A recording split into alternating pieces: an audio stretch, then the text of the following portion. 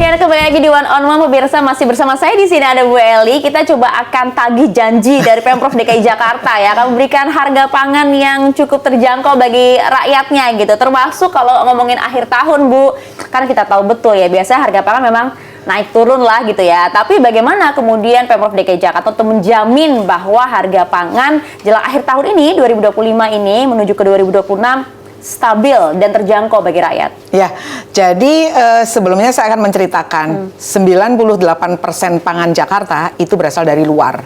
Jadi bisa dibayangkan Jakarta dengan jumlah penduduknya, kemudian tingkat konsumsinya tertinggi, itu bagi kita adalah butuh strategi-strategi khusus. Nah, alhamdulillahnya Pemprov DKI Jakarta itu mempunyai dua tangan kalau saya menyampaikan. Tangan satunya lagi adalah BUMD Pangan, itu ada Food Station, Dharma Jaya, Pasar Jaya, dan tangan satunya lagi adalah OPD teknis. Di antaranya apa? OPD teknis itu Dinas Ketahanan Pangan, Kelautan dan Pertanian dan PPK UKM. Mereka setiap tahun menghitung jumlah beras yang harus dibutuhkan satu tahun itu ada berapa. Daging sapi, daging ayam, cabai, pokoknya 9 pangan strategis gitu. Nah, mereka setelah menghitung disampaikanlah ke teman-teman BUMD, kewajiban teman-teman BUMD yang mencari supply-nya. Bicara tentang akhir tahun, supply demand menjadi hal yang penting untuk dibicarakan. Peningkatan tertinggi gitu untuk Nataru itu berbeda dengan Ramadan dan Lebaran. Jadi begitu Nataru, tertinggi apa yang dibutuhkan oleh masyarakat itu telur, daging sapi, kambing, ayam, kemudian beras diantaranya gitu. Nah, ini bagi saya hari Kamis terdahulu kami melakukan yang namanya high level meeting. TPID, Tim Pengendali Inflasi Daerah, itu lengkap dengan Forkopimdanya, BI, OJK, itu kami menyajikan data bahwa seluruh komponen bahan pangan strategis kita dalam angka yang cukup sampai bulan Januari. Ketersediaannya ya? Ketersediaannya cukup. Di antara apa? Misalnya ya, satu hari Jakarta itu butuh 120 ton cabai merah, 60 ton daging sapi kerbau, ayam kurang lebih pada angka 750.000 ekor sampai 1 juta.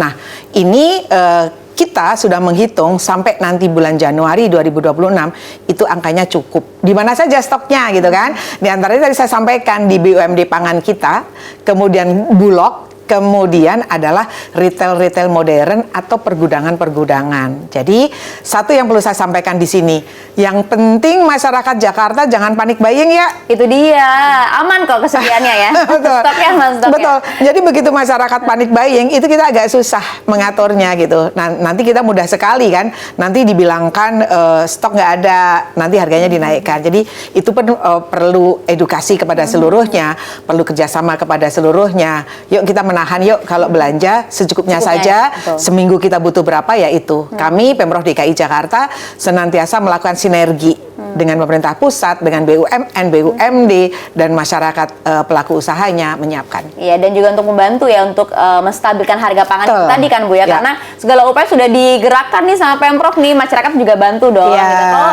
stoknya aman Bu, tapi kalau saya cari nih Bu ya, kita di mesin mencari di internet gitu ya. Harga beras dan daging ayam DKI Jakarta naik. Aduh, baca kayak gini nih mak biasa daripada pusing nih. Ada nggak sih program-program yang digalakan, bantu dong Bu rakyatnya gitu loh. Ya, jadi ini ada kuncinya gitu ya.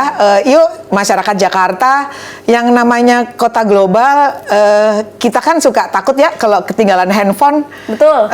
Jadi setiap jam 10 itu Info Pangan Jakarta senantiasa melakukan upgrade harga-harga pangan di pasar-pasar terdekat kita. Itu real time? Real time. Wow. Setiap jam 10 itu akan diganti harganya yang paling update. Contoh, misalnya kita rumahnya adalah daerah Lenteng Agung, pasti saya belanjanya di pasar Lenteng Agung. Kira-kira setelah jam 10 itu harga ayam ada berapa sih? Harganya berapa sih gitu. Kemudian beras yang medium, premium atau kelas yang berapa itu ada di sana. Lengkap di situ. Lengkap di situ. Nah, tadi disampaikan harga ayam naik, harga cabai naik. Iya. Saya sampaikan iya. Kenapa? Memang seperti ini adalah siklus tahunan. Begitu efek supply demand tadi sampaikan, kalau kebutuhan naik pasti harga akan mengikuti. Tapi saya sampaikan di sini, kami Pemprov DKI Jakarta melakukan intervensi sehingga kenaikannya masih pada koridor yang nyaman. saya sampaikan yang nyaman untuk konsumen, tapi kita juga jangan sampai merugikan petani kita. Kasihan, gitu kan? Karena kan memang karena situasi ya. Betul. Nah, tantangan masyarakat Jakarta satu lagi, Mbak. Kalau daerah produsen kita hujan deras gitu, hujan tinggi, itu kan memasukkan pangan ke Jakarta itu juga butuh transportasi. Kemudian di sana ada nggak sih yang mau manen? Cabai tersedia, siap panen, tapi tenaga kerja untuk panennya nggak ada. Itu juga butuh strategi tersebut. Nah, artinya apa? Kami saat sekarang ini melakukan penguatan kerjasama antar daerah. Itu bagi kita adalah sangat penting. Ya, tapi kan artinya kalau masyarakat kan sudah diedukasi, harus sudah paham ya. Tapi dia maunya taunya begini, Bu, ini harganya naiknya sampai kapan? Nah, adalah kepastian, karena kan Pemprov kan juga pasti akan melakukan intervensi itu tadi kan. Ya. Nah, antara lain apa, kita melakukan gerakan pangan murah. Itu diselenggarakan di setiap harinya ada di 93 lokasi. Kalaupun kemudian kantor-kantor yang lainnya ingin diadakan, silahkan menghubungi kantor-kantor wali kota terdekat, atau dinas PPK UKM terdekat, atau bahkan ke kecamatan-kecamatan terdekat. Nanti kami akan bantu fasilitasi. Seperti itu yang pertama. Kemudian yang kedua apa? Yang kedua, kita memberikan bantuan pangan subsidi untuk masyarakat tertentu. Hanya membayar 126.000 saja, masyarakat bisa mendapatkan beras 5 kilo. Daging ayam 1 ekor, daging sapi kerbau 1 kilo, ikan kembung 1 kilo, kemudian telur 1 kilo. Susu 24 dus gitu ya, itu khusus untuk anak-anak kita pemegang KJP. Siapa mereka yang tertentu itu? Di antaranya adalah KJP, anak-anak kita pemegang KJP, saudara-saudara kita yang tinggal di rumah susun, orang tua kita yang mempunyai kartu lansia Jakarta, kartu disabilitas, buruh-buruh atau pekerja Jakarta, itu semuanya dengan catatan KTP-nya adalah KTP Jakarta. Itu mereka bisa mendapatkan fasilitas tersebut. Mekanismenya seperti apa, Bu? Mekanismenya setiap hari kita membuka 187 gerai, sehingga mereka bisa langsung mendekati. Nah, yang lebih asik lagi kalau menurut saya, Bu, di mana tuh ngeceknya, Bu? Ngecek apa? Gerai-gerainya di mana tuh? Gerai-gerainya kalau mereka sudah pernah senantiasa mendapatkan setiap tahun, mereka sudah tahu terdekatnya di mana. Bahkan kemudian di RPTRA pun bisa menyelenggarakan. Nah, itu lebih lucu lagi kalau di RPTRA itu kita udah janjian. Besok saya akan beli daging sapi, telur saja gitu, itu mereka udah janjian. Karena faktor kedekatan ya gitu. Nah, lain lagi dengan Kabupaten Pulau Seribu. Kabupaten Pulau Seribu biasanya kita kerjasama dengan Bank Jakarta. Bank Jakarta sudah akan swab terlebih dahulu, jadi sudah pasti nih mereka akan beli apa saja. Kemudian kita drop sesuai dengan kebutuhan. Ya, dan tentunya kan jelang akhir tahun ini juga program-program seperti pangan murah kan juga digalakan terus ya sama Pemprov ya di jumlah daerah, termasuk juga di pasar-pasar, Bu. Betul, termasuk di pasar-pasar. Pokoknya yang ada pasar Jaya itu pasti ada gerainya. Kemudian kalau boleh melebar sedikit, dalam rangka Natal pun kawan-kawan kita panitia Natal Pemprov DKI Jakarta menyelenggarakan juga pasar murah menghadapi Natal. Oh, oke, menarik sekali. Dan ini juga pertanyaan harus saya tanyakan, Bu, ya, soal anggaran. Mohon maaf nih, soal anggaran nih, karena banyak juga yang khawatir bahwa dengan adanya efektivitas gitu, efisiensi anggaran gitu ya, ini akan memangkas tidak sih anggaran program-program subsidi pangan, Bu? Ini ketat-ketat juga nih, Mak-mak.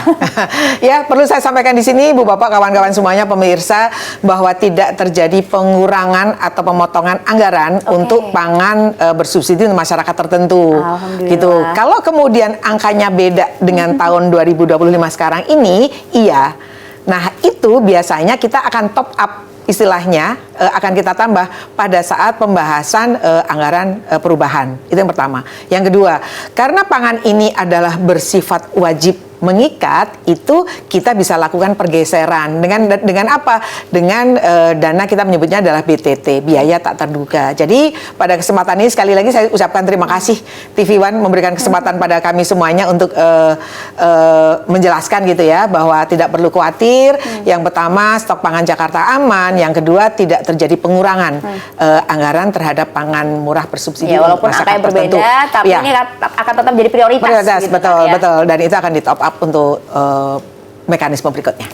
Oke, kalau gitu sudah aman lah gitu ya menjelang akhir tahun ini. Kalau gitu kita ingin bahas ya, kan ada apa saja di Jakarta begitu ya jelang akhir tahun dan juga gelaran Natal. Nampaknya akan selalu menarik. Ada apa saja sesaat lagi kami bahas untuk Anda ya.